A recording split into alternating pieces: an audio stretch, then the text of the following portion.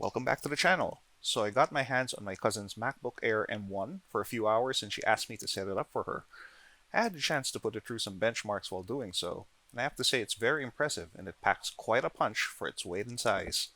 The software hasn't caught up with the hardware as of this video, but even with that, the performance is solid. I ran it through Geekbench, Cinebench, and a quick export in Capture One 20 and compared it to my old MacBook Pro 2015, as well as my Ryzen 5 5600 desktop with an RTX 3070 out of curiosity. I left the exact specs of the machines in this video in the description, so without further ado, let's look at some numbers. Geekbench 5 actually shows the MacBook Air M1 pulling ahead of even the Ryzen 5 5600 in single-core performance, leaving the MacBook Pro 15 behind. The Ryzen did pull ahead in multi-core performance, but left it behind completely in OpenCL.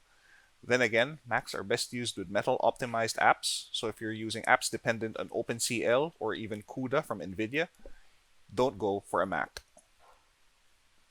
Cinebench again shows the M1 Air ahead in single-core performance over the Ryzen, and nearly double the numbers of the 2015 MacBook Pro.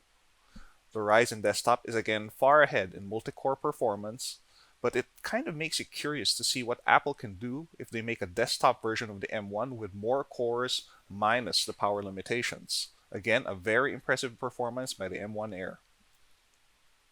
For a non-synthetic test, I decided to try out Capture 120, exporting 248 RAW files from a Canon 1DX Mark II.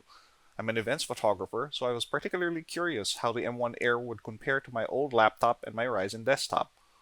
All of them were using the available hardware accelerations options for the test. The Ryzen came up first, completing the export in 1 minute 47 seconds, followed by the M1 Air at 7 minutes 38 seconds. The MacBook Pro 15 took more than twice the time as the M1 Air, finishing it after 18 minutes.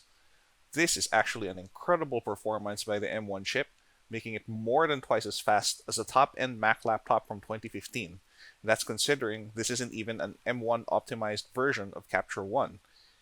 It will be interesting to see how these numbers will be like as soon as Phase 1 releases an optimized version of Capture One. So, there you have it, a short comparison of the M1 Air versus the MacBook Pro 2015 and a Ryzen 5 5600X desktop.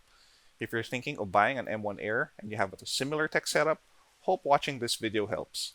Please leave a like or subscribe if you found this video helpful. Thanks for watching, and I will catch you in the next video. Stay safe!